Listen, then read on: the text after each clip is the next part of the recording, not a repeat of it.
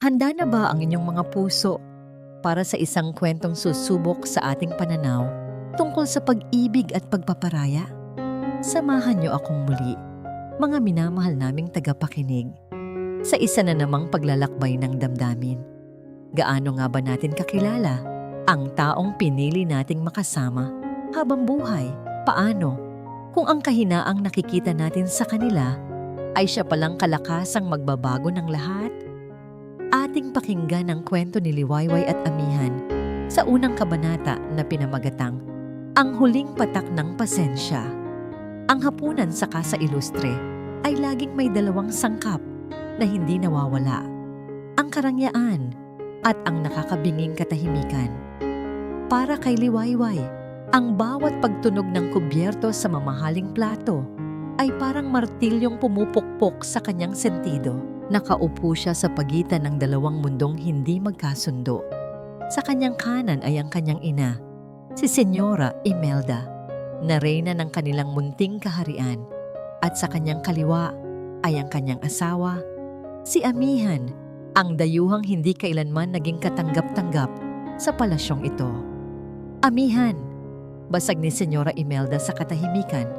Ang boses nito ay matigas, walang bahid ng anumang paglalambing. Inilapag nito ang isang business card sa ibabaw ng lamesa, itinulak palapit sa plato ni Amihan na tila isang limos. Tumawag sa akin si Congressman. May bakante sa opisina niya. Para sa'yo. Malaki ang sahod. Itigil mo na ang trabaho mong yan na wala namang patutunguhan. Bumigat ang hangin. Naramdaman ni Liwayway ang pag-init ng kanyang mga pisngi. Hindi ito isang alok, isa itong utos, isang panibagong paraan para ipamukha sa asawa niya na isa itong kabiguan. Nais niyang magsalita, ipagtanggol si Amihan, ngunit tila may bumara sa kanyang lalamunan. Ilang taon na ba siyang ganito? Tahimik, sunod-sunuran, duwag. Tumingin siya kay Amihan, naghihintay ng kahit anong reaksyon. Inaasahan niyang makikita ang galit o pagkapahiya sa mukha nito, ngunit wala. Kalmado lamang nitong ibinaba ang kanyang tinidor at kutsara sa gilid ng plato. Dahan-dahan na tila sinusukat ang bawat galaw. Pagkatapos, itinuon nito ang mga mata sa kanya. Hindi yun isang tingin ng galit. Iyon ay isang tingin na puno ng mga tanong na hindi niya masagot. Isang tingin ng pagod, ng malalim na pagkabigo. Sa isang saglit, nakita ni Liwayway sa mga matang yon ang lahat ng sakit at kahihiyang tiniis nito sa loob ng 4 na taon. Lahat ng masasakit na salita, lahat ng pagmamaliit, lahat ng pagkakataong pinili niyang manahimik. At sa huling sandaling iyon, tila sinasabi ng mga mata nito, hanggang dito na lang. Tumayo si Amihan mula sa hapag. Walang salitang binitiwan. Hindi niya sinulyapan man lang ang kanyang biyanan. Kay Liwayway lamang nakatuon ang kanyang atensyon bago siya tuluyang tumalikod at naglakad palayo, papalabas ng marangyang dining hall. Bastos! Narinig ni Liwayway na bulong ng kanyang ina. Saan pupunta ang walang utang na loob na yon? Ngunit hindi na nakikinig si Liwayway. Ang nanatili sa kanyang isipan ay ang huling tingin ng kanyang asawa. Isang halo ng galit at kahihiyan ang kumulo sa kanyang dibdib. Galit kay Amihan sa pag-iwan sa kanya sa sitwasyong iyon. At kahihiyan dahil sa kaibuturan ng kanyang puso, alam niyang may kasalanan siya. Hayaan mo siya, ma, sabi niya. Pilit pinapakalma ang sarili. Magpapalamig lang yon ng ulo. Babalik din yon. Ngunit habang lumilipas ang mga oras, ang katahimikan sa mansyon ay naging isang halimaw na unti-unting lumalamon sa kanyang kapanatagan. Nagpaalam siya sa kanyang ina at umakyat sa kanilang silid. Handa ng sermonan si Amihan sa sandaling makita niya ito. Asar niyang binuksan ang pinto. Amihan, ano ba namang eksena yon? Hindi mo na kailangang natigil siya. Ang silid ay walang tao. Tahimik. Ang tanging maririnig ay ang ugong ng aircon. Isang pakiramdam ng pagkainis ang gumapang sa kanya. Nagtatago ba ito? Naglalaro ng drama? Amihan! Tawag niya ulit. Mas malakas na. Pumunta siya sa banyo. Walang tao. Sumilip siya sa balkonahe. Wala rin. Ang inis niya ay unti-unti nang nahahaluan ng kaba. Upang abalahin ang sarili, pinulot niya ang damit na isinuot kanina para ilagay sa laundry basket. Pagkatapos, binuksan niya ang malaking walk-in closet para ayusin ang ilang gamit. Unang bumungad sa kanya ang hanay ng kanyang mga bestida at mamahaling sapatos. Ngunit nang lumingon siya sa panig ng aparador ni Amihan, doon siya natigilan. Wala. Ang dating hanay ng mga simple nitong polo shirt at pantalon ay wala na. Ang mga sapatos na luma pero malinis ay naglaho. Maging ang maliit na kahon kung saan nito itinatago ang mga lumang relos ay wala na rin. Ang lahat ng nakikita niya ay mga bakanting hanger na marahang umuugoy, mga multo ng damit na dating naroon. Ang inis ay biglang napalitan ng kaba. Ang kaba ay unti-unting nilamon ng takot. Isang malamig na takot na gumapang mula sa kanyang mga paa, paakyat sa kanyang batok. Hindi ito simpleng pagtatampo. Hindi ito pagpapalamig ng ulo. Nanginginig ang mga kamay na kinuha niya ang kanyang telepono mula sa ibabaw ng kama. Nanginginig ang mga daliring pinindot niya, ang pangalan ni Amihan, sa kanyang contacts. Itinapat niya ang telepono sa kanyang tainga. Bawat pagring ay isang dagundong sa kanyang dibdib. Ngunit walang sumasagot. Sa halip, isang boses na malamig at walang emosyon ang kanyang narinig. Isang boses na tuluyang nagpaguho sa kanyang mundo. The number you have dialed does not exist. Please check the number and dial again. Nabitiwan ni Liwayway ang telepono. Bumagsak ito sa malambot na carpet, ngunit ang tunog nito ay kasing lakas ng isang pagsabog sa kanyang pandinig. Si Amihan, hindi lang umalis. Naglaho siya. Ang bawat salita ng operator ay umalingaw-ngaw sa apat na sulok ng malawak na silid. Paulit-ulit na parang isang basag na plaka. The number you have dialed does not exist. Hindi umiiral. Dalawang salitang gumiba sa pundasyon ng 4 na taon nilang pagsasama para siyang binuhusan ng nagyeyelong tubig. Dinampot niya ang telepono at sinubukan ulit, nananalangin na baka nagkamali lang siya ng pindot. Ngunit parehong boses, parehong mensahe. Sinubukan niya sa pangatlong beses, pang-apat, hanggang sa ang mga daliri niya ay manhid na sa kapipindot. Isang matinding takot ang humigpit sa kanyang dibdib, na tila isang kamay na pumipiga sa kanyang puso. Imposible. Bakit niya gagawin ito? Ito ba ay dahil sa nangyari kanina sa hapunan? Isang tampo na umabot sa ganito kalala? Sa gitna ng pagpapanik, isang maliit na bahagi ng kanyang isip ang kumapit sa luhika. Mga kaibigan. Oo, ang mga kaibigan ni Amihan. Iilan lang sila. Mga kaibigan nito mula pa sa kolehiyo na bibihirang makita dahil laging tinatanggihan ng kanyang ina na imbitahin sa Casa Ilustre. Nanginginig niyang hinanap ang numero ni Marco, ang bestman nila sa kasal. Matapos ang ilang pagring, isang inaantok na boses ang sumagot.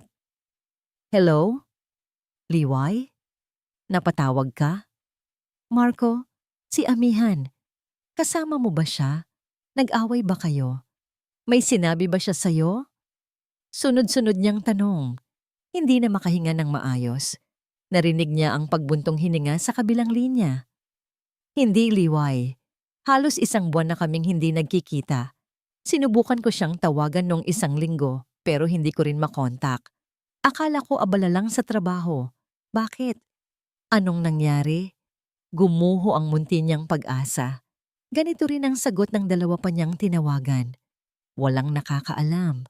Walang may ideya. Para bang si Amihan ay isang anino na bigla na lang naglaho sa sikat ng araw. Bumaba siya ng hagdan, tumatakbo, Hindi alintana ang panganib na madulas sa makintab na sahig na marmol. Naabutan niya ang kanyang ina sa sala, kalmadong nagbabasa ng isang fashion magazine. Ma, wala na si Amihan. Umalis siya. Dinala niya lahat ng gamit niya. Sigaw niya. Ang boses ay basag na sa pag-iyak. Ibinaba ni Senyora Imelda ang magazine. Isang kunot sa noo ang tanging reaksyon nito. Ano ka ba namang bata ka? Huwag kang mag-iskandalo. Isa lang niyang drama ng asawa mo para makuha ang atensyon mo. Paraan niya yan para makonsensya ka. Pero ma, pati cellphone na number niya, hindi na gumagana. Mas mabuti, sagot ng ina niya, walang kabuhay-buhay. Para hindi ka na niya mabulabog. Maniwala ka sa akin, Liwayway. Babalik yon kapag naubos na ang pera sa bulsa niya. Saan naman pupulutin ang isang yon na walang-wala? Ang lamig ng mga salita ng kanyang ina ay mas masakit pa kaysa sa takot na nararamdaman niya. Bigla niyang naalala ang isang pangyayari noong nakaraang taon. Kakukuha lang nila ng bagong European car. Regalo ng kanyang ina. Isang hapon, isasabay sana sila ni Amihan pauwi mula sa isang family event.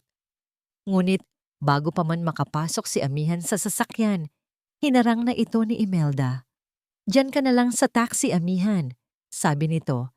Hindi man lang tumitingin sa kanya. Bago tong sasakyan. Baka madumihan mo pa ang leather seats. Nakita ni Liwayway ang sakit sa mga mata ni Amihan noon. Nakita niya kung paano ito tumango ng dahan-dahan, pilit na ngumiti, at sinabing, "Sige po, ingat kayo sa biyahe." At siya? Ano ang ginawa niya? Wala. Sumakay siya sa kotse, sa tabi ng kanyang ina, at nagpanggap na walang narinig. Ang pagsisisi ay parang asidong bumuhos sa kanyang sikmura. Isang alaala pa ang sumunod. Noong minsan na nagkasakit siya ng malubha, 2 araw siyang may mataas na lagnat. Ang kanyang ina ay tumawag lang ng 1 beses, nagpaalala sa katulong na painumin siya ng gamot. Ngunit si Amihan, hindi umalis sa tabi niya. Gabi-gabi, binabantayan siya nito. Pinupunasan ng maligamgam na tubig, tinitiyak na nakakainom siya ng sabaw. Naaalala pa niya ang pagod sa mga mata nito. Pero sa tuwing magigising siya, isang ngiti ang laging sumasalubong sa kanya. Paano niya nagawang baliwalain ang lahat ng yon? Paano niya hinayaang tapak-tapakan ng ina niya ang lalaking walang ibang ginawa, kundi ang mahalin siya? Hindi na siya nakipagtalo sa kanyang ina. Tumalikod siya at kinuha ang susi ng kanyang sariling kotse. May isang lugar pa siyang hindi napupuntahan. Ang lugar kung saan ginugugol ni Amihan ang 8 oras niya araw-araw. Ang opisina. Habang nagmamaneho sa madilim na kalsada ng Villa Esmeralda, ang bawat ilaw ng poste ay tila isang spotlight na tumututok sa kanyang mga pagkukulang. Ang kanyang pananahimik, ang kanyang kaduwagan. Nang marating niya ang gusali ng opisina, halos wala ng tao. Nagbakasakali siyang pumasok sa lobby. Ang security guard na naroon ay pamilyar sa kanya. "Ma'am Liwayway, gabi na po ah," bati nito. "Nandyan pa po ba si Amihan? Si Mr. De Leon?" Tanong niya, umaasa, umiling ang gwardiya. "Wala na po ma'am, matagal na pong nakaalis." "Ganun po ba? Sige po, salamat." Malungkot siyang tumalikod, ngunit isang ideya ang pumasok sa isip niya. Binalikan niya ang gwardiya. "Manong, maaari po bang malaman kung sino ang manager niya? Baka lang po may alam siya. Emergency lang po." Mabait naman ang gwardiya. Ibinigay nito ang pangalan at numero ng manager. Agad-agad niya itong tinawagan, humihingi ng paumanhin sa abala. "Good evening. This is Liwayway De Leon, asawa po ni Amihan. Pasensya na po sa istorbo. Gusto ko lang po sanang itanong kung may nasabi po ba siya sa inyo? Kung saan siya nagpunta?" Ilang segundong katahimikan ang sumunod bago sumagot ang manager. Isang tinig na puno ng pagtataka. "Mrs. De Leon, pasensya na pero Hindi ko yata kayo maintindihan. Bakit ko naman malalaman kung nasaan si amihan? Baka po kasi nag-file siya ng leave o pinutol siya ng manager. Mrs., si amihan po ay nag-resign na dito sa kumpanya. Natigilan si Liwayway.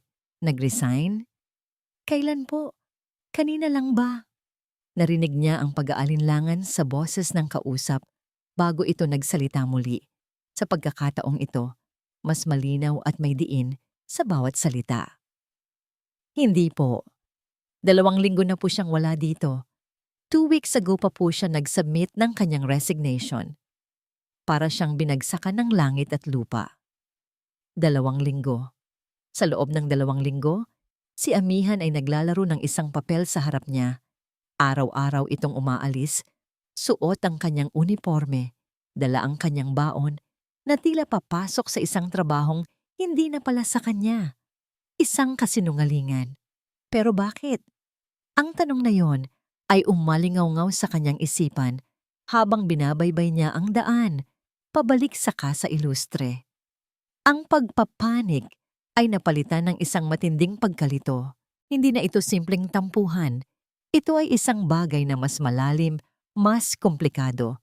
Isang lihim na itinago sa kanya ni amihan sa loob ng 14 na araw. Pagdating niya sa bahay, sinalubong siya ng tinging mapanuri ng kanyang ina. "Oh, anong sabi ko sa'yo? Bumalik ka rin." Bungad ni Senyora Imelda. "Nasaan na ang magaling mong asawa? Nagmamakaawa na bang bumalik?" "Nag-resign na siya, ma." Sagot ni Liwayway. Ang boses ay pagod at walang emosyon. 2 linggo na. Nakita niya ang panandaliang gulat sa mukha ng ina na agad ding napalitan ng pagkasuklam. "Ano? At ngayon mo lang nalaman? Anong klaseng asawa ka? Diyos ko, anong kahihiyan ito sa pamilya natin? Hayaan mo na ang lalaking yon, Liwayway. Isa siyang problema." "Hindi, ma." Mariing sagot ni Liwayway. Isang tapang na ngayon lang niya naramdaman ang bumukal sa kanyang dibdib. "Asawa ko siya. Kailangan kong malaman ang totoo." Hindi na niya hinintay ang sagot ng ina. Mabilis siyang umakyat pabalik sa kanilang silid, sa lugar na dati kanlungan niya. Ngunit ngayon ay tila isang crime scene na puno ng mga tanong. Isinara niya ang pinto, hininga ng malalim, at pinilit na pakalmahin ang nagwawalang isip. Kailangan niyang maghanap ng bakas. Kahit ano. Sinimulan niya sa mga drawer. Wala. Malinis. Walang kahit isang papel na naiwan. Tiningnan niya ang ilalim ng kama. Isang lugar na bihira niyang linisin. Sa gitna ng alikabok, may isang bagay siyang naaninag. Isang luma at itim na notebook. Nanginig ang kamay niya habang inaabot iyon. Ito ang notebook na laging daladala ni amihan noon. Ang sabi nito'y para sa mga random ideas niya. Binuklat niya ang mga pahina. Ang laman nito ay hindi mga tula o mga saloobin, kundi mga bagay na hindi niya maintindihan. Mga komplikadong diagram, mga linya ng computer code, mga kalkulasyon na parang lengguwahe ng mga alien. Sino ka ba talaga, amihan? Habang papalapit sa dulo ng notebook, isang pahina ang nakakuha ng kanyang pansin. May isang address na nakasulat sa malalaking letra at binilugan ng pulang tinta, na para bang ito ang pinakamahalagang bagay sa lahat.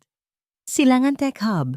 Walang pangalan ng kumpanya, walang unit number, tanging pangalan lang ng isang lugar na ngayon niya lang narinig. Ngunit para sa kanya, ito na ang tanging sinag ng pag-asa sa gitna ng kadiliman. Hindi na siya nag-aksaya ng panahon. Kinuha niya ang susi ng kotse at muling bumaba. "Saan ka na naman pupunta?" Sita ni Senyora Imelda. Nakatayo sa paanan ng hagdan na parang isang gwardiya. "May pupuntahan lang po ako." Matipid niyang sagot. "Hahanapin mo pa rin ang walang kwentang lalaking yon. Matapos kang lokohin, Liwayway, ginagawa mong katawa-tawa ang sarili mo at ang pangalan ng pamilya." Huminto si Liwayway at hinarap ang ina. Sa unang pagkakataon, hindi takot ang nakita niya sa salamin ng mga mata nito, kundi awa. "Ma, sa loob ng 4 na taon, sinunod ko lahat ng gusto niyo. Pinakinggan ko lahat ng panlalait niyo sa asawa ko. Hinayaan kong maramdaman niyang nag-iisa siya sa bahay na to. Ngayon, hayaan niyo naman akong gawin ang tama. Nagmaneho siya palayo sa Villa Esmeralda, palayo sa mga pamilyar na mansyon at malalawak na hardin. Inilagay niya ang Silangan Tech Hub sa kanyang jeeps at dinala siya nito sa isang bahagi ng syudad na bihira niyang puntahan, isang modernong business district na puno ng mga nagtataasang gusali na gawa sa salamin at bakal. Huminto siya sa tapat ng address na ibinigay ng GP. Ang bumungad sa kanya ay hindi isang simpleng opisina. Ito ay isang toreng salamin na kumikinang sa ilalim ng ilaw ng gabi. Ang pangalan sa harapan, Silangan Tech Hub, ay nakaukit sa makintab na metal. May mga taong labas-masok, mga kabataang professional na suot, ay mga smart casual na damit. May dalang mga laptop at may hawak na mga tasa ng kape. Ang hangin ay buhay na buhay, puno ng enerhiya at ambisyon. Bigla siyang nakaramdam ng hiya. Ang kanyang suot na simpleng bestida ay tila luma at hindi na babagay sa lugar. Ang kanyang mamahaling sasakyan na dati ipinagmamalaki niya ay nagmukhang karaniwan sa tabi ng mga luxury cars na nakaparada. Pakiramdam niya, isa siyang dayuhan sa mundong ito, sa mundo ni Amihan. Ilang minuto siyang nakatitig lang sa gusali, pinanghihinaan ng loob. Paano kung nagkamali lang siya? Paano kung wala naman talaga dito si Amihan? Ngunit ang alaala ng kanyang huling tingin, ang sakit sa mga matang yon, ang nagtulak sa kanya. Huminga siya ng malalim, pinatay ang makina, at bumaba ng sasakyan. Bawat hakbang papasok sa nagliliwanag na lobby ay isang pakikipaglaban sa sarili. Ang sahig ay sobrang kintab, halos masilaw siya. Ang reception desk ay parang isang modernong art installation. Nilapitan niya ang babae sa desk, isang receptionist na may magiliw ng ngiti. "Good evening, ma'am. How may I help you?" Nagbago ang boses ni Liwayway, naging isang mahinang bulong. Hi. Hahanapin ko lang sana si Amihan de Leon." Ngumiti ng mas malawak ang receptionist, isang ngiti ng pagkilala na nagpatindig ng balahibo ni Liwayway. Si Sir Ann po ba?" sabi nito, gamit ang isang palayaw na hindi niya kailanman narinig. "Ang CEO po natin. Nasa isang importanteng meeting pa po siya ngayon. May appointment po ba kayo sa kanya?" Sa harap ng mga pinakamayayamang mamumuhunan sa bansa, hindi si Amihan de Leon ang nakatayo. Hindi ang lalaking yumuyuko sa harap ng biyanan, ang asawang tahimik na tumatanggap ng bawat panlalait. Ang naroon, sa gitna ng state-of-the-art na boardroom, ay si Ann de Leon, ang tagapagtatag at CEO ng Hiraya Tech. Gamit ang ating proprietary AI. Paliwanag niya, ang boses ay kalmado at puno ng awtoridad. Ang proyektong Hiraya ay hindi lang magpapabilis sa logistics ng bansa, babaguhin nito ang buong sistema. Bawat salitang lumalabas sa kanyang bibig ay hinog. Sa maraming gabing walang tulog, sa daan-daang tasang kape, at sa sakit ng isang pusong napuno na. Ang proyektong ito, ang Hiraya, ay hindi lang isang negosyo. Ito ang kanyang paghihiganti. Ito ang kanyang kaligtasan. Ito ang bunga ng lahat ng kanyang pangarap na tinapakan at binaliwala. Nang matapos ang kanyang presentasyon, isang palakpakan ang umalingaw-ngaw sa silid. Ngumiti siya, isang ngiting profesional na hindi umaabot sa kanyang mga mata. Nakipagkamay siya sa mga mamumuhunan, mga ngiting puno ng paghanga ang sumasalubong sa kanya. Mga tinging hindi niya kailanman nakita sa loob ng 4 na taon sa Casa Ilustre. Pagkatapos ng pagpupulong, pumasok ang kanyang executive assistant. "Sir Ann, may bisita po kayo sa lobby." Nagpakilalang asawa niyo raw po. Sa isang iglap, gumuho ang pader na itinayo niya sa paligid ng kanyang sarili. Liwayway. Ang pangalan niya ay isang multo mula sa nakaraang buhay. Isang kirot Ang kumalat sa kanyang dibdib, ngunit mabilis niya itong sinupil. Inayos niya ang kanyang damit. Papasukin mo siya sa opisina ko. Utos niya. Ang boses ay muling naging malamig at kontrolado. Naglakad siya patungo sa kanyang corner office, isang silid na napapalibutan ng salamin.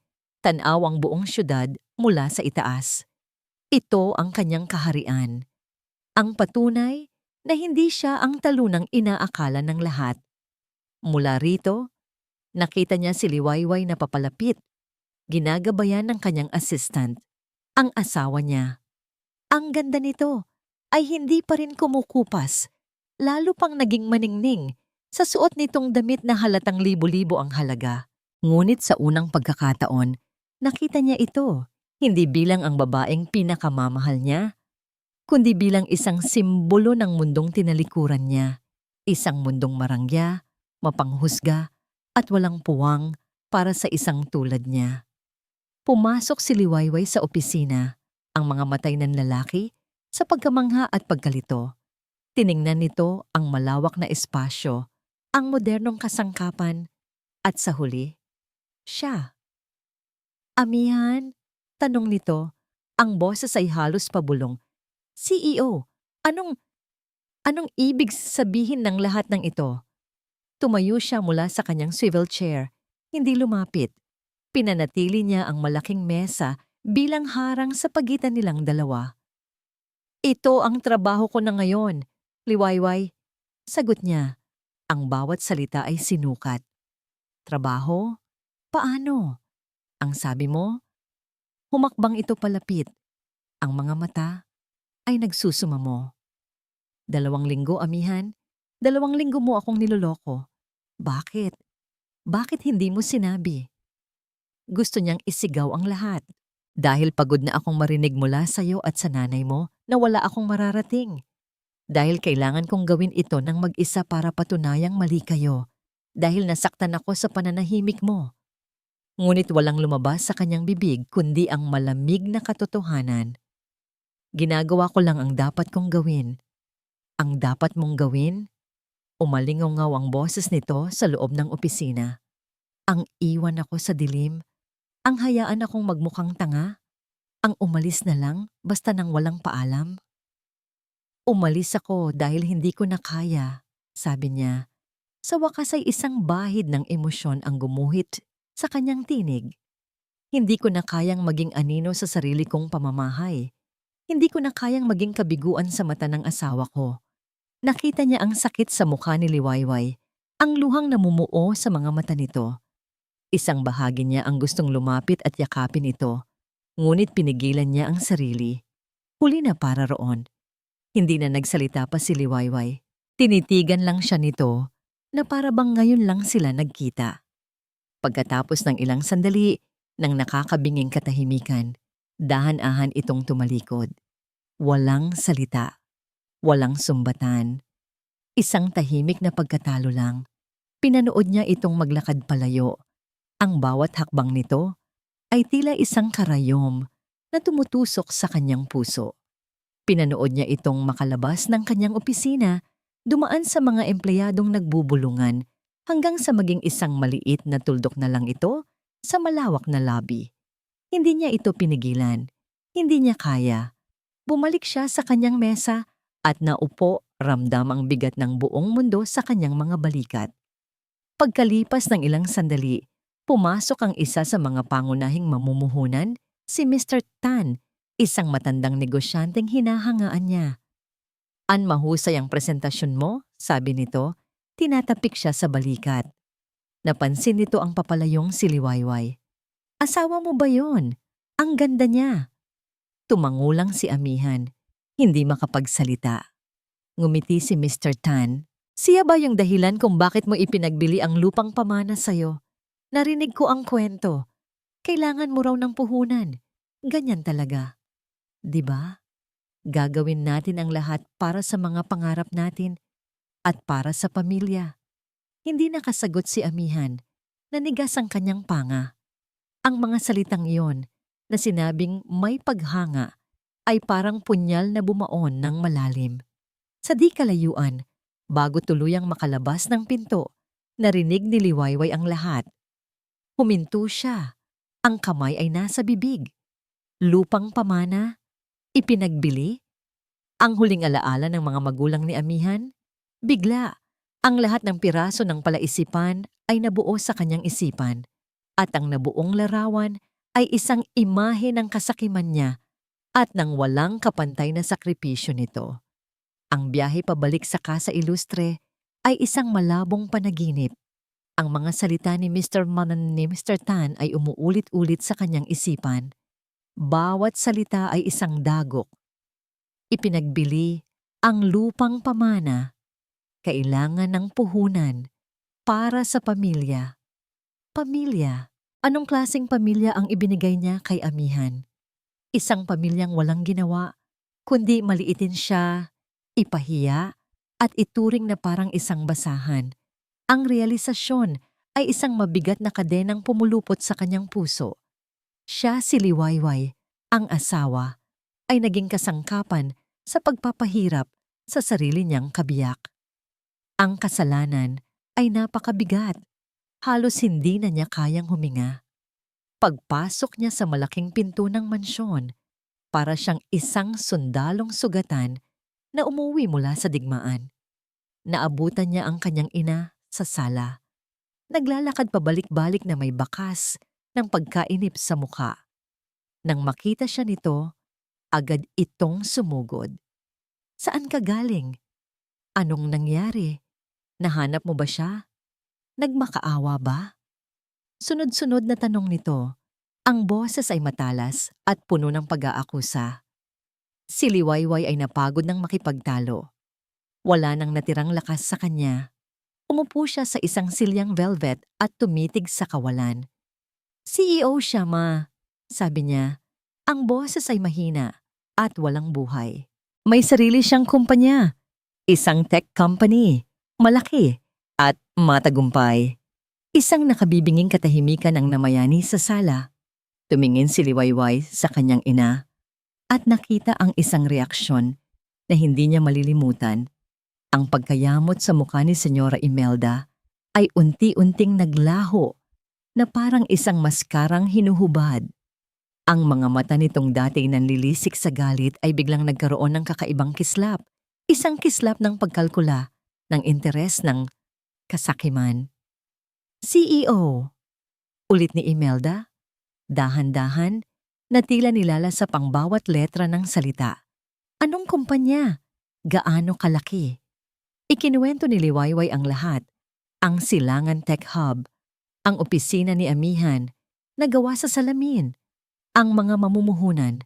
Bawat detalye na ibinibigay niya ay parang gatong na nagpapaliyab sa apoy sa mga mata ng kanyang ina. Nang matapos siya, si Senyora Imelda ay hindi na ang babaeng galit na sumisigaw kanina. Siya ay naging isang ganap na ibang tao. Isang matamis, mapag-alalang naman ngiti ang gumuhit sa kanyang mga labi. Isang ngiting nagpatindig ng balahibo ni Liwayway sa kung gaano ito kapeke.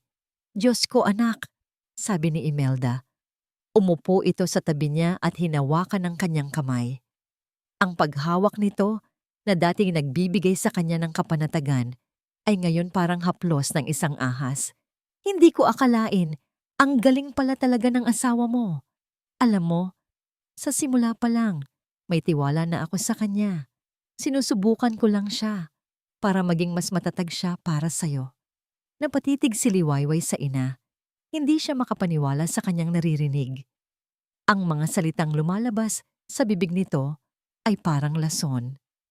Talagang isang henyo si Amihan. Pagpapatuloy ni Imelda, ang mga matay nagniningning. At syempre, bilang asawa niya, may karapatan ka sa lahat ng pinaghirapan niya. Dapat lang na may pangalan ka sa kumpanyang yan. It's your right, anak, para masigurado ang kinabukasan mo, ang kinabukasan natin. Ang salitang natin ay tumatak sa isipan ni Liwayway. Kailangan nating kumilos agad. Sabi pa ng kanyang ina, na ngayon ay tumatayo na at naglalakad-lakad na parang isang general na nagpaplano ng susunod na atake. Dapat nating siguraduhin na ang lahat ng kontrata ay pabor sa'yo. Ako ang bahalang kumausap sa mga abogado natin. We need to secure your shares. Baka maloko ka pa ng lalaking yon. Sa sandaling iyon, isang bagay ang nag-snap sa loob ni Liwayway. Ang manipis na hibla ng respeto at pagmamahal ng isang anak sa ina ay biglang naputol. Ang babaeng nasa harap niya ay hindi ang kanyang ina. Isa itong estranghero na may obsesyon sa pera at kapangyarihan. Isang buwitre na nakaamoy ng masisila. Ang lahat ng panlalait, ang lahat ng kahihiyan na dinanas ni Amihan, hindi iyon dahil sa pag-aalala para sa kanya. Ito ay dahil sa purong pagkasuklam sa kahirapan at kabiguan. At ngayon na ang kabiguan na yon ay naging tagumpay, gusto nitong angkinin ng tropyo. Naramdaman ni Liwayway ang pag-akyat ng suka sa kanyang lalamunan. Pagkasuklam. Iyon ang salitang hindi niya akalaing mararamdaman niya para sa sariling ina. Tumayo siya, ang mga binti ay nanginginig sa pinaghalong galit at pagkadismaya. Anong ginagawa mo, anak? Saan ka pupunta? Tanong ni Imelda, ang nangiti ay hindi pa rin nawawala sa kanyang mukha. Hindi sumagot si Liwayway. Naglakad siya palayo. Bawat hakbang ay palayo sa kasinungalingan at pagkukunwari na bumalot sa buong buhay niya. Liwayway! Sigaw ng kanyang ina. Ang boses ay muling naging matigas. Nawala na ang pagkukunwari. Huwag mo akong tatalikuran. Pakinggan mo ako. Huminto si Liwayway sa may pinto, ngunit hindi lumingon. Narinig niya ang may pagbabantang tinig ng kanyang ina sa likuran. Huwag kang mag-alala. Kung hindi mo kayang gawin, ako ang gagawa para sa'yo. Bumaba ang isang malamig na anunsyo mula sa bibig ni Senyora Imelda. Isang pangako na nagpabigat lalo sa puso ni Liwayway. Bukas na bukas din. Sasamahan kita sa opisina ng asawa mo. Panahon na para ipaalala sa kanya kung sino ang pamilyang pinasukan niya.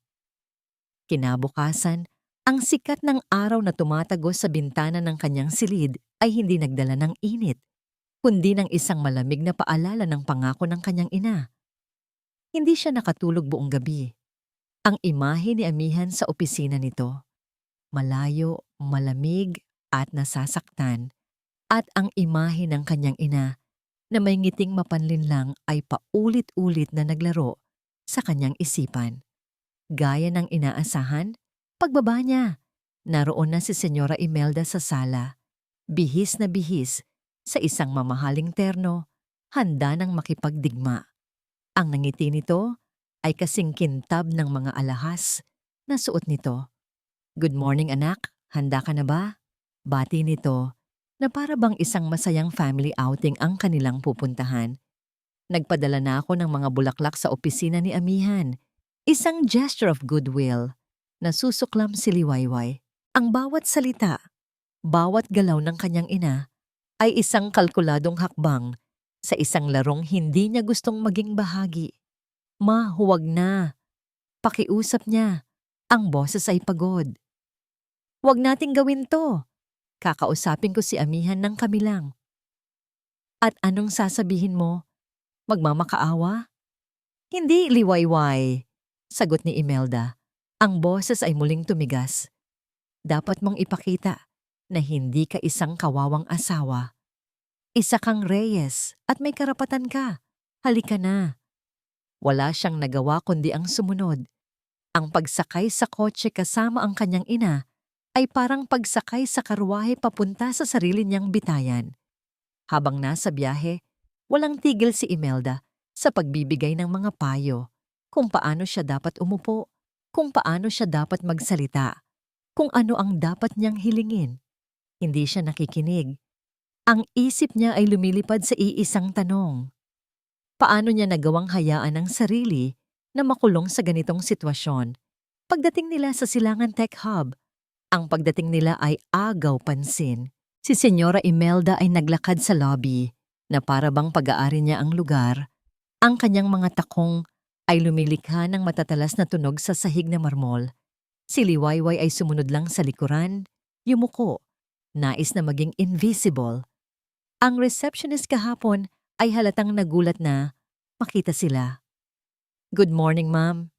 "Senyora, may appointment po ba kayo kay Sir Ann?"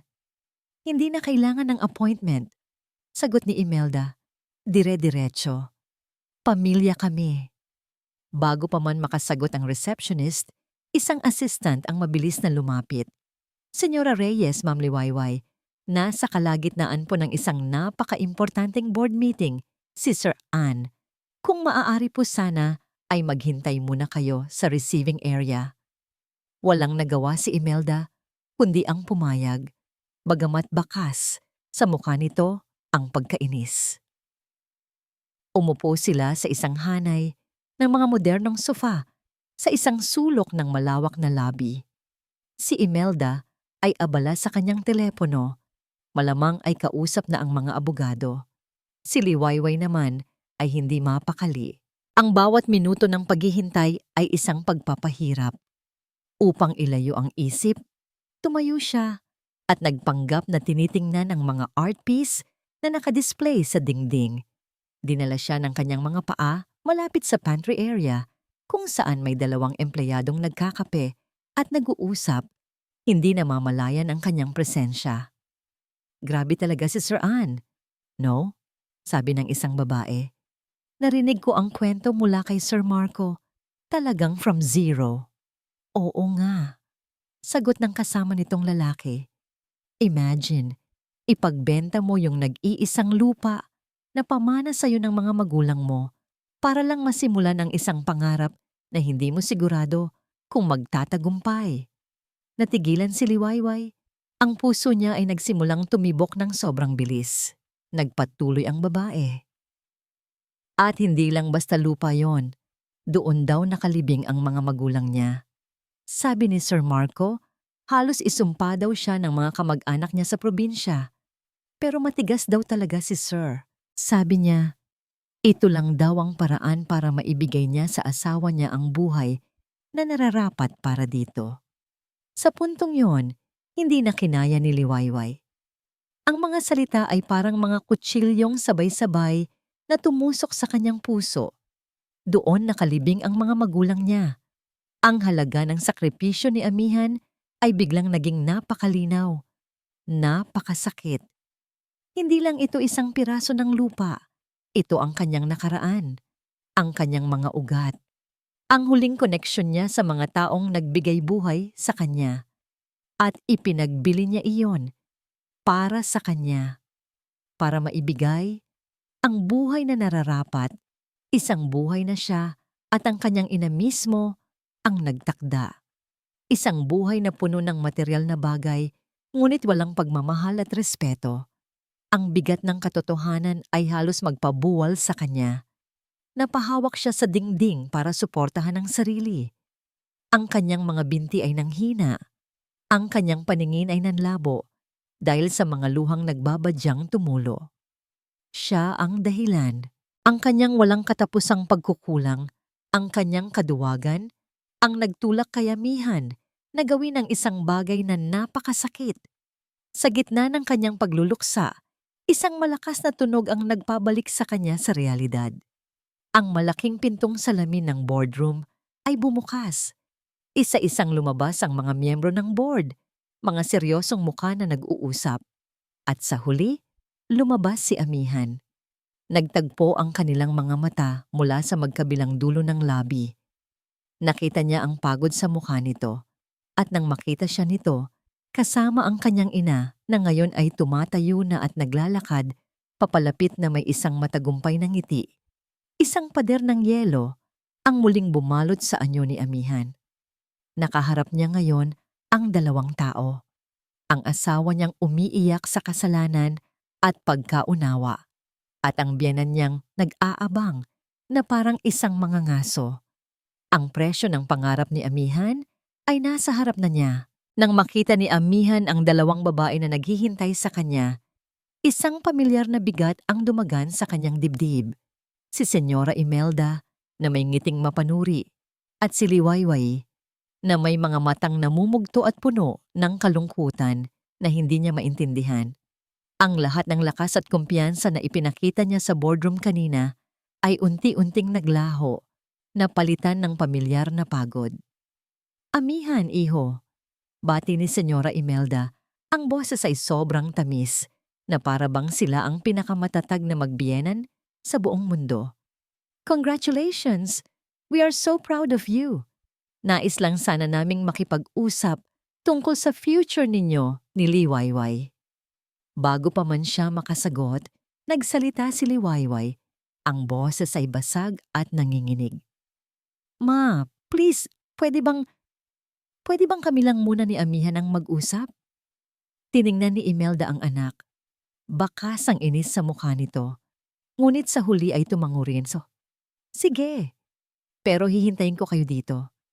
Marami tayong importanteng dapat pag-usapan. Isang tingin lang ang ibinigay ni Amihan sa kanyang assistant at agad nitong naintindihan. Iginiya sila nito pabalik sa kanyang opisina at maingat na isinara ang pinto. Iniwan sila sa isang katahimikang mas maingay pa kaysa sa sigawan. Nanatiling nakatayo si Liwayway malapit sa pinto, habang si Amihan naman ay bumalik sa likod ng kanyang mesa. Muling itinayo ang harang sa pagitan nila. Ano kung kailangan nyo? Tanong niya. Sinubukan na maging formal, ngunit ang sakit sa kanyang boses ay hindi maitago. Hindi sumagot si Liwayway. Sa halip, ang mga luhang kanina pa nito pinipigilan ay nagsimula ng bumagsak. Sunod-sunod, tahimik. Ang bawat patak ay tila isang batong bumabagsak sa puso ni Amihan. Ang lupa, sabi ni Liwayway sa gitna ng mga hikbi. Ang lupa ng mga magulang mo. Amihan, bakit? Natigilan si Amihan. Paano niya nalaman? Ang lihim na yon, ang sakripisyo na yon ay ang tanging bagay na nais niyang ilibing kasama ng kanyang nakaraan. Hindi niya ito gustong malaman ni Liwayway. Hindi niya gustong maging isang sandata ito para kaawaan siya o para magkaroon ng utang na loob sa kanya. Hindi na mahalaga yon, sagot niya, umiiwas ng tingin. Hindi mahalaga? Humakbang si Liwayway palapit. Ang kalungkutan sa kanyang mga mata ay napalitan ng desperasyon. Doon sila nakalibing. Iyon na lang ang natitira sa iyo mula sa kanila. Ibinenta mo yon para sa isang proyektong para sa akin? Ang mga salitang para sa akin ay tumusok sa kanya. Oo, para sa kanya. Lahat ng ito ay para sa kanya. Ngunit paano niya ipapaliwanag yon nang hindi lumalabas na nanunumbat siya? Pagod na ako, Liwayway. Sabi niya. Sa wakas ay binitawan ang lahat ng pagkukunwari. Napasandal siya sa kanyang mesa. Ang lakas ay tila hinigop mula sa kanyang katawan. Pagod na akong patunayan ang sarili ko. Pagod na akong maramdaman na hindi ako sapat. Araw-araw, sa loob ng 4 na taon, umuuwi ako sa isang bahay kung saan ang tingin sa akin ay isang palamuti. Isang gintong hawla para sa asawa ko, pero isang basura para sa biyenan ko. Tumingin siya ng diretso sa mga mata ni Liwayway. At ang pinakamasakit ay ang makita kang nananahimik sa tuwing minamaliit ako. Alam ko, mahal mo ang ina mo, pero sa pananahimik mo, parang sinasabi mo na rin na sang-ayon ka sa kanya, na isa nga akong kabiguan. Hindi, pabulong na sagot ni Liwayway, umiiling. Hindi totoo yan. Hindi ba? Mapait na ngumiti si Amihan. Kaya ko ginawa ang lahat ng ito ng palihim dahil natakot ako. Natakot akong sabihin sa'yo ang pangarap ko dahil baka pagtawanan mo lang din. Natakot akong mabigo, hindi para sa sarili ko, kundi para sa'yo. Dahil kung mabigo ako, isa na namang kahihiyan ang idudulot ko sa'yo, sa pamilya mo. Kaya pinili kong gawin ito ng mag-isa. Kung magtagumpay ako, para sa ating dalawa. Kung mabigo ako lang mag-isa ang masasaktan. Ang bawat salita ay isang pag-amin sa kanyang kahinaan, sa kanyang kalungkutan. Ang pader na itinayo niya ay tuluyan ng gumuho. Sa puntong yon, tumakbo si Liwayway palapit sa kanya. Hindi sa gilid ng mesa, kundi sa mismong tabi niya. Hinawakan nito ang kanyang mga kamay, mahigpit, na para bang natatakot itong mawala siya muli. "Patawarin mo ako," sabi nito. Ang mga luha ay dumadaloy na sa kanyang mukha. Nababasa ang mga kamay nila. "Patawad. Naging bulag ako, amihan. Naging duwag ako. Hinayaan kong diktahan ng takot ko sa aking ina ang pagtrato ko sa'yo. Nakita ko ang lahat ng ginawa niya. Pero pinili kong huwag pansinin. Ako ang may kasalanan. Patawarin mo ako." Ang pag-amin na yon, ang mga salitang yon na 4 na taon niyang hinintay, ay sapat na. Naramdaman niyang gumaan ang kanyang dibdib. Sa gitna ng lahat ng tagumpay at kayamanan, ang simpleng paghingi ng tawad mula sa babaeng mahal niya ang tanging bagay na nagbigay sa kanya ng kapayapaan. Hinila niya si Liwayway at niyakap ito ng mahigpit. Isinubsob ni Liwayway ang kanyang mukha sa dibdib ni amihan. Ang mga hikbi nito ay yumanig sa kanilang dalawa. Niyakap niya ito pabalik. Ang lahat ng sakit, galit, at pagkabigo ay unti-unting natutunaw sa init ng kanilang mga katawan. Ang proyektong Hiraya, bulong ni amihan sa buhok nito. Ang ibig sabihin ng Hiraya ay ang bunga ng mga pangarap. Ito ang pangarap ko para sa atin, Liway. Isang buhay na tayo ang magdidikta. Isang buhay na malaya. Sa unang pagkakataon sa loob ng napakatagal na panahon, naramdaman nilang sila ay iisa. Isang koponan. Mag-asawa. Ngunit ang sandali ng kanilang paghilom ay biglang nasira. Bumukas ang pinto ng opisina ng walang katok. Pumasok si Senyora Imelda. Ang muka ay isang maskara ng pagkainip at awtoridad. "Tapos na ba ang drama?" tanong nito. Ang boses ay kasing lamig ng yelo. "Kung tapos na kayong mag-iyakan, maaari na ba nating pag-usapan ang negosyo?" Ang pagpasok ni Senyora Imelda ay parang isang malamig na hangin na biglang pumasok at pumatay sa ningas ng kandila. Naramdaman ni Liwayway ang paninigas ng katawan ni amihan sa kanyang mga bisig. Ang init ng kanilang pagyayakapan ay biglang nanlamig, napalitan ng yelo. Humiwalay sila sa isa't isa, ngunit nanatiling magkahawak ang kanilang mga kamay, isang munting muog laban sa bagyong paparating. "Negosyo?" ulit ni amihan. Ang boses ay kalmado, ngunit may diin. Isang babala. "Wala kayong negosyo dito, senyora." Ngumisi si Imelda. Isang ngangising hindi umaabot sa kanyang mga mata. Lumakad ito palapit sa malaking mesa ni amihan at mayabang na inilapag ang isang mamahaling leather folder. "Huwag kang mag-alala. Hindi ako hihingi ng pera," sabi nito, na para bang isang malaking pabor ang ginagawa. "Nandito ako para sa kapakanan ng anak ko." Bilang asawa ni Liwayway, nararapat lamang na mayroon siyang proteksyon.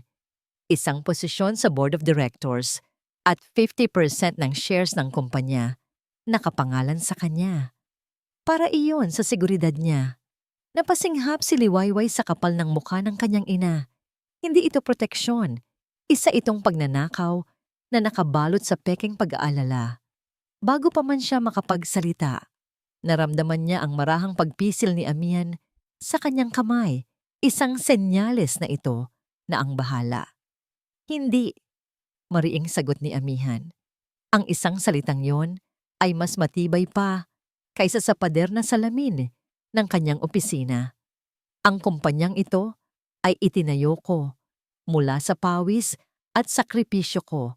Walang kahit sino, kahit papamilya, ang may karapatang angkinin ang hindi sa kanila.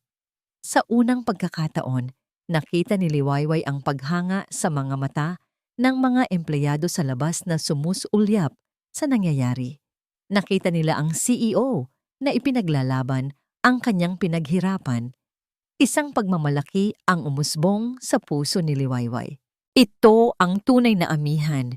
Ito ang lalaking pinakasalan niya. Ngunit ang pagtanggi na yon ay ang mitsyang nagpasiklab Sa tunay na galit ni Senyora Imelda, nawala ang kanyang pagkukunwari. Ang kanyang mukha ay naging isang maskara ng purong kasamaan. Talaga? Sabi nito, ang boses ay puno ng lason. Sakripisyo? O baka naman, pandaraya? Naglakad ito palibot sa mesa na parang isang predator na kinukulong ang kanyang biktima. Alam mo, amihan, sa sobrang pagmamadali mong yumaman, baka may mga bagay kang nakaligtaan. Mga maliliit na detalye sa business registration mo. Halimbawa, isang maliit na butas sa batas na kung malalaman ng mga mamumuhunan mo, baka bigla silang magdalawang isip. Nanlamig ang buong katawan ni Liwayway. Ano ang sinasabi ng kanyang ina? Ano ang ibig mong sabihin?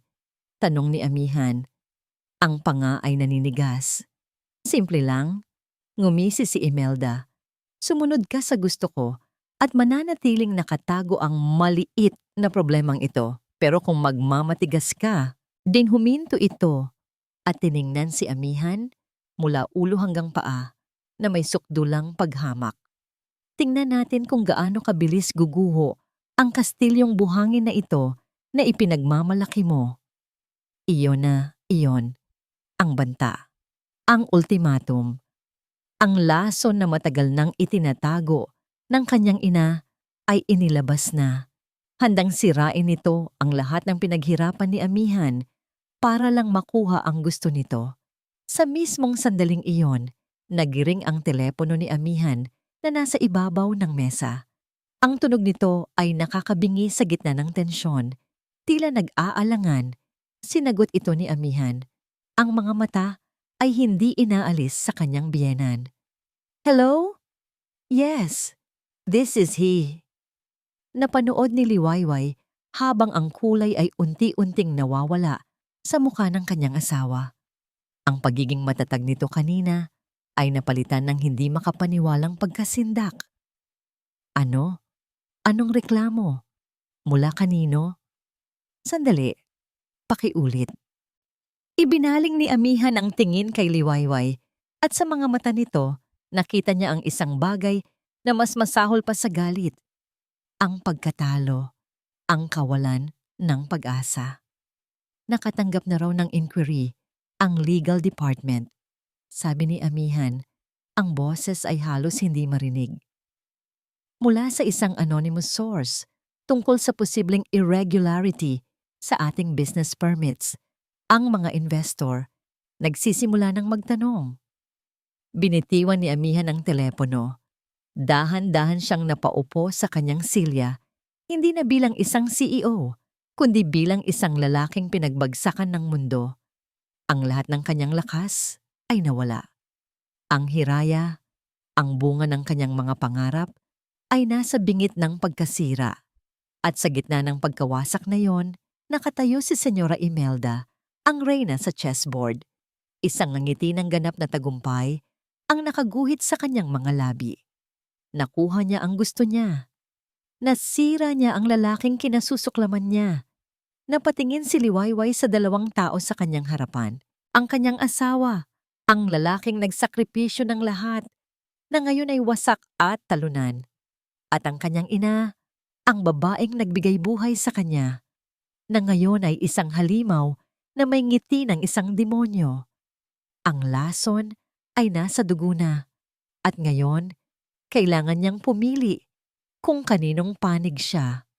Ang oras ay tila huminto sa loob ng opisinang salamin. Sa isang tabi ay si amihan, nakaupo, ang mukha ay nakasubsob sa kanyang mga palad, isang hari na nawalan ng kaharian. Sa kabila naman ay si Senyora Imelda, nakatayo ng may pagmamalaki, ang postura ng isang mananakop. At sa gitna, si Liwayway, na dinudurog ng bigat ng isang desisyong hindi niya akalaing kailangan niyang gawin. So amihan, ano na? Basag ni Imelda sa katahimikan. Tatanggapin mo na ba ang alok ko para mailigtas ang munti mong kumpanya? Hindi sumagot si amihan. Hindi na nito kailangan. Ang katahimikan nito ay isang malinaw na pagsuko. Ngunit sa sandaling iyon, Isang bagay ang nagbago sa loob ni Liwayway. Ang takot na bumalot sa kanya sa buong buhay niya ay biglang naglaho. Napalitan ito ng isang malinaw at nag-aapoy na galit. Galit hindi lang para sa kanyang ina, kundi para na rin sa sarili niya. Sa kanyang kaduwagan, tumingin siya sa kanyang ina, hindi na bilang isang anak na humihingi ng aprobasyon, kundi bilang isang babaeng nakikita ang isang malaking kamalian na kailangang itama. Hindi, sabi ni Liwayway. Ang boses ay mahinahon ngunit matatag. Isang lakas na ngayon lang niya natuklasan. Napalingon sa kanya si Imelda at Amihan, parehong gulat. Anong sabi mo? Tanong ni Imelda, hindi makapaniwala. Sabi ko, hindi. Ulit ni Liwayway, mas malakas ngayon. Hindi niya tatanggapin ang alok mo at hindi mo sisirain ang pinaghirapan niya. Tumawa si Imelda, isang tawang mapakla. At paano mo naman gagawin yon? Anong magagawa mo, Liwayway? Isa ka lang palamuti sa bahay ko. Ang mga salitang iyon na dati makakasakit sa kanya ay wala ng epekto ngayon. Marahil nga po, pero kahit ang isang palamuti ay may alaala. Tumalikod siya at naglakad palabas ng opisina. Iniwan ang 2 taong naguguluhan. Hindi siya umuwi para sumuko. Umuwi siya para lumaban. Pagdating niya sa Casa Ilustre, hindi niya pinansin ang mga tanong ng mga katuwang. Dumiretso siya sa isang lugar na matagal na niyang hindi pinapasok. Ang dating study room ng kanyang yumaong ama. Ang silid ay puno ng alikabok at amoy ng mga lumang libro. Ngunit para sa kanya, ito ay isang santuwaryo. Dito, ang alaala ng kanyang ama, isang mabuti at simpleng tao na taliwas sa kanyang ina, ay nananatiling buhay. Sinimulan niyang halongkatin ang mga lumang kahon, mga album ng litrato, mga dokumento. Hinahanap niya ang isang bagay na hindi niya tiyak kung ano. Isang piraso ng nakaraan na maaring maging susi sa kasalukuyan. At doon, sa ilalim ng isang bunton ng mga lumang business papers, nakita niya ito. Isang maliit, kupas na litrato. Sa litrato, nakatayo ang isang batang-batang bersyon ng kanyang ama, nakaakbay sa isang lalaking kasing edad nito. Pareho silang nakangiti, mga ngiting puno ng pangarap ng kabataan. Sa likod ng litrato ay may sulat kamay. Ricardo at Antonio, mga kasosyo sa pangarap hanggang sa huli. Ricardo, ang kanyang ama. At Antonio Tan, ang pangalan ng pinakamalaking mamumuhunan ni Amihan. Ang lalaking nakausap nito kahapon, isang kidlat ng pagkaunawa ang tumama kay Liwayway. Samantala, pabalik sa Silangan Tech Hub, isang emergency meeting ang ipinatawag. Ang balita tungkol sa legal issue ay mabilis na kumalat. Ang mga mamumuhunan ay nag-aalala. Ang mga empleyado ay natatakot. Si Amihan ay nakaupo sa dulo ng mesa, handa nang tanggapin ang kanyang pagkatalo. I understand your concerns, sabi niya sa mga kasosyo. I am willing to step down as CEO to protect the company. Biglang bumukas ang pinto ng boardroom. Pumasok si Mr. Antonio Tan, ang pinakarespetadong miyembro ng board, ngunit hindi siya nag-iisa. Kasama niya si Liwayway. Ang lahat ay napatingin sa kanila. Si Senyora Imelda, na naroon din para saksihan ang kanyang tagumpay, ay nanlaki ang mga mata sa gulat. Mr. Tan, anong... Simula ni Amihan. Ngumiti si Mr. Tan. Isang nangiting malungkot. Patawad, Amihan. Kung ngayon lang ako magpapakilala ng maayos. Matagal na kitang inoobserbahan, nakita ko sa iyo ang anino ng matalik kong kaibigan. Inilabas ni Liwayway ang litrato at inilapag ito sa mesa. Ang tatay ko, si Ricardo. Tumingin si Mr. Tan kay Senyora Imelda. Ang kanyang mga mata ay puno ng mga alaala at hinanakit. Imelda, naaalala mo pa ba ako? Si Antonio, ang kasosyo ni Ricardo, na tinalikuran mo noong bumagsak ang una naming negosyo, ang lalaking tinawag mong isang pangarap na walang patutunguhan. Nanigas si Senyora Imelda. Ang kulay sa kanyang mukha ay nawala. Ang nakaraan na matagal na niyang ibinaon ay biglang bumangon para multuhin siya. Matagal na akong nananahimik. Pagpapatuloy ni Mr. Tan, ang boses ay dumadagundong sa silid. Nangako ako kay Ricardo, bago siya mamatay, nababantayan ko si Liwayway. At nakita ko kung paano mo pinahirapan ang asawa niya. Kung paano mo inulit ang mga pagkakamaling ginawa mo noon. Ang pagkasuklam mo sa kabiguan, Imelda, ang siyang sumisira sa lahat ng nasa paligid mo. Tumingin siya sa mga miyembro ng board. Ang legal issue na ito ay isang paninira lamang. Ako mismo ang nag-asikaso ng mga papeles ng Hiraya Tech. Malinis ito. At bilang angel investor at may-ari ng pinakamalaking share sa kumpanyang ito, sinisigurado ko sa inyong lahat, ang posisyon ni Amihan de Leon bilang CEO ay hindi matitinag. Isang katahimikan ang bumalot sa silid na sinundan ng isang bulungan ng ginhawa at paghanga. Ang lahat ng kasinungalingan ni Imelda ay nabunyag. Ang kanyang kapangyarihan ay naglaho. Nakatayo siyang talunan, nakatingin sa multo ng kanyang nakaraan at sa resulta ng kanyang kasakiman.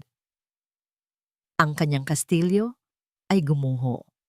Sa gitna ng lahat, tiningnan ni Mr. Tan si Liwayway.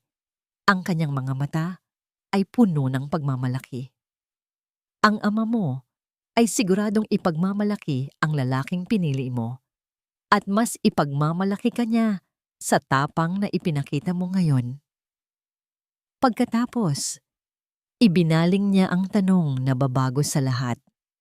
At ikaw, Liwayway, ngayong alam mo na ang lahat, ano ang gagawin mo? Ang tanong ni Mr. Tan ay nakabitin sa hangin, ngunit ang sagot ni Liwayway ay hindi namutawi sa kanyang mga labi. Ito ay makikita sa kanyang mga mata. Tumingin siya kay Amihan, hindi sa CEO ng Hiraya Tech, kundi sa asawa niyang nagtiis, nagsakripisyo, at nagmahal sa kabila ng lahat. Sa isang tingin na iyon, na puno ng pagsisisi, paghanga, at isang hindi matitinag na pagmamahal, nasagot na niya ang lahat. Si Senyora Imelda, na ngayoy sentro ng kahihiyan, ay hindi na nagsalita. Ang kanyang mga balikat na pilit itinitindig ay halatang nanghihina. Walang tumingin sa kanya ng may awa, tanging mga matang mapanghusga lamang, ang parehong mga tingin na matagal na niyang kinatatakutan. Walang salitang binitiwan, tumalikod siya at naglakad palabas ng boardroom. Ang dating mataginting na tunog ng kanyang mga takong ay ngayon tila walang bigat, walang kapangyarihan, nilamon ng malawak at tahimik na labi. Nang matapos ang pagpupulong at makaalis na ang lahat, naiwan sa loob ng boardroom sina Liwayway, Amihan, at Mr. Tan din. Tan, alam mo na ang gagawin mo, Hija, sabi ni Mr. Tan kay Liwayway. Ang boses ay puno ng pag-unawa. Tumango lang si Liwayway. Ang puso ay determinado. Hindi na sila nag-usap pa ni Amihan. Hindi na kailangan.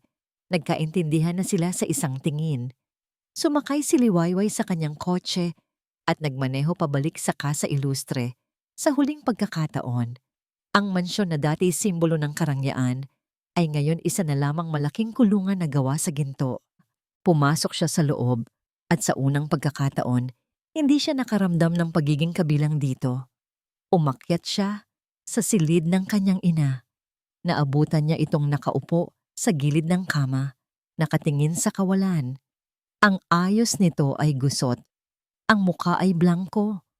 Ang lahat ng bakas ng pagiging palalo ay naglaho na. Para itong isang reyna na nawalan ng korona at kaharian. Ma, tawag ni Liwayway. Ang boses ay malumanay. Tumingin ito sa kanya. Ang mga mata ay walang buhay. Iiwan mo na rin ako, di ba? Katulad ng ama mo, katulad ni Antonio. Lahat kayo, iniiwan ako. Lumapit si Liwayway at umupo sa tabi nito. Sa unang pagkakataon, hindi takot ang naramdaman niya, kundi isang malalim na awa. Hinawakan niya ang kamay ng ina, isang kamay na dati bakal sa higpit, ngunit ngayon nanginginig at malamig. "Mahal kita, ma. Habang buhay, ikaw ang magiging ina ko," sabi ni Liwayway. Ang bawat salita ay taos puso. "Pero mas mahal ko po ang asawa ko at mas mahal ko ang kapayapaan na kaming dalawa lang ang bubuo. Isang kapayapaan na hindi mabibili ng pera o ng pangalan." Huminga siya ng malalim. "Pinapatawad ko na po kayo sa lahat. Sana balang araw, mapatawad niyo rin po ang sarili niyo." Hinalikan niya ang ina sa noo, isang halik ng pamamaalam. Pagkatapos, tumayo siya at naglakad patungo sa sarili niyang silid.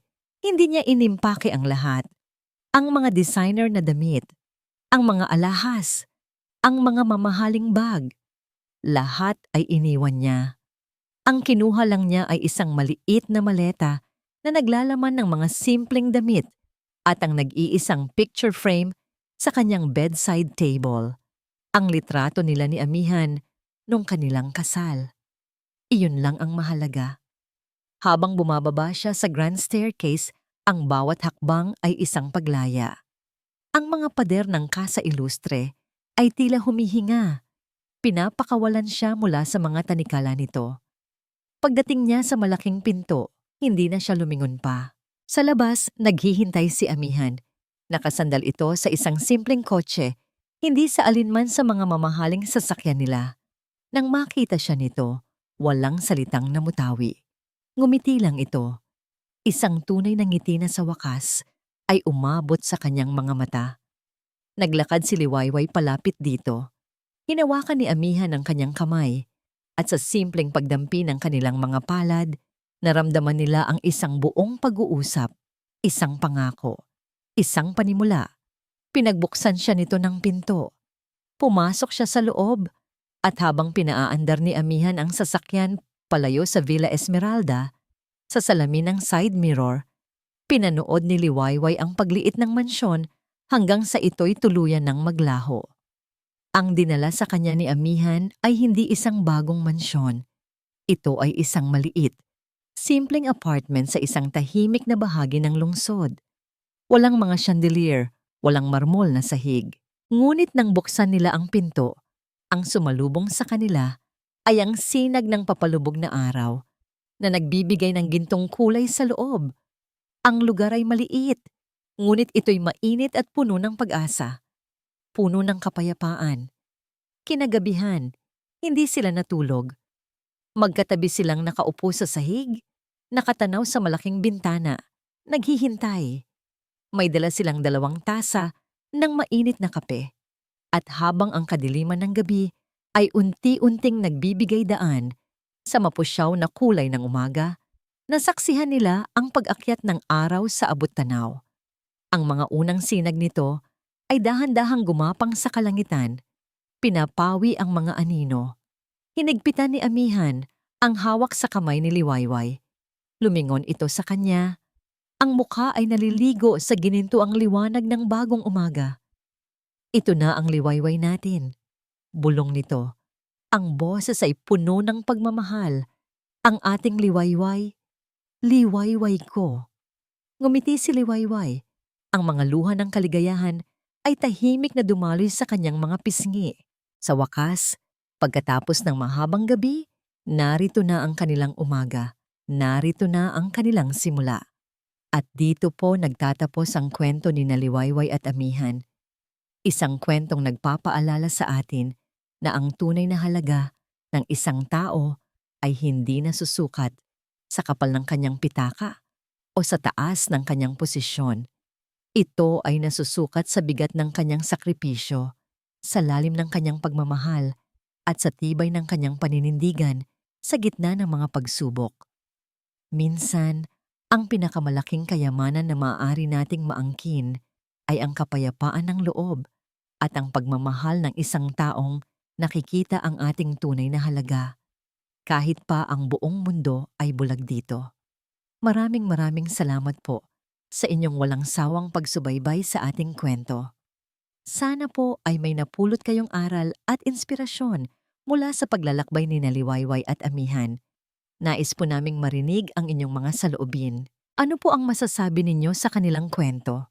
At anong uri naman ng mga kwento ang gusto ninyong mapakinggan sa mga susunod nating upload? I-comment nyo lang po sa ibaba. Hindi dito nagtatapos ang ating paglalakbay. Marami pa pong kwentong kasing ganda at mas puno ng aral dito sa aming channel.